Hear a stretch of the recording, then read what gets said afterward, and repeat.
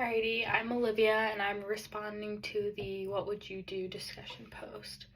So I'm a community member who works in Allendale advocating for better housing, but one of the wealthier members of the community proposes a solution that would gentrify the area, potentially displacing vulnerable residents.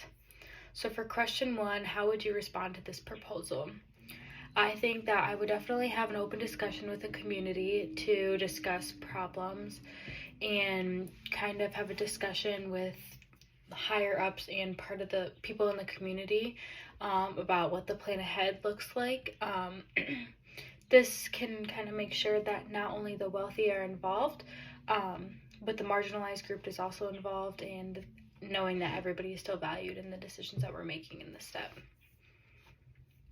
For question two, what are some practical steps that you can take to ensure that marginalized groups are included and empowered? I would make sure that when hosting meetings and whatnot to kind of show everybody what's going on, to ensure that all voices are heard during this time. I think that it's important that we're not only focusing on those who are able to afford things, but also looking at those who are underprivileged and making sure that with this change that is going to happen, we can provide accommodations to their living as well, making things affordable and long-lasting. I would also, again, lay out a generalized plan as to what's going to happen and update the members of the community often to make sure that they feel included in what's going on and they're not blindsided with the decisions that are made. I also think that including and understanding that people do have rights and they deserve to be heard, so that's a big factor when you're making decisions that impact a lot of individuals in your community. For the third question, how would you approach conflicts between different community groups with conflicting goals or values? Again, I think a major thing that can be impactful is holding those community meetings. This way you can get both sides, both marginalized and more wealthier people involved in the situation. This way you can kind of find a common ground, and that way both sides are protected in the decisions that are being made. You want to make sure that everybody understands the overall goal, which is for the better housing, so you don't want much conflict. It's not a politics kind of thing. We're advocating for better housing, so this is important, and so we need both sides of this to be positively impacted by this decision, and we need to allow for growth in our community.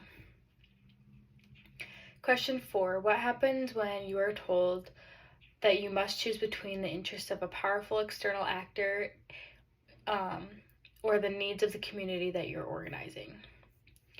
Me personally, I would stand with the community. I would try to find a middle ground, but I do not think I'd be able to get behind something that is only supporting a select group of people.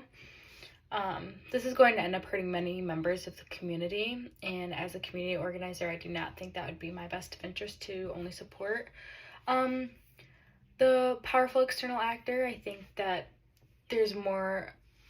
that's a smaller group of people that would be impacted rather than my whole community. Everybody needs to be involved. Everybody needs to be positively impacted. So that's what I would look towards.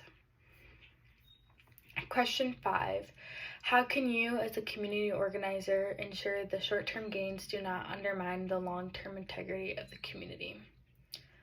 I think that when making these decisions, you need to not only focus on what the short-term problem is, but you need to be looking ahead and focusing on those long-term goals to ensure that this is properly going to work. I think that to ensure the short-term goals do not undermine the long-term integrity of this community, we need to make sure that housing stays affordable. This way, all groups of the community are able to be impacted by this decision to create the better housing. When it's affordable, more people can come in and out, more people can stay in those housings, so it'll have the more potential to grow.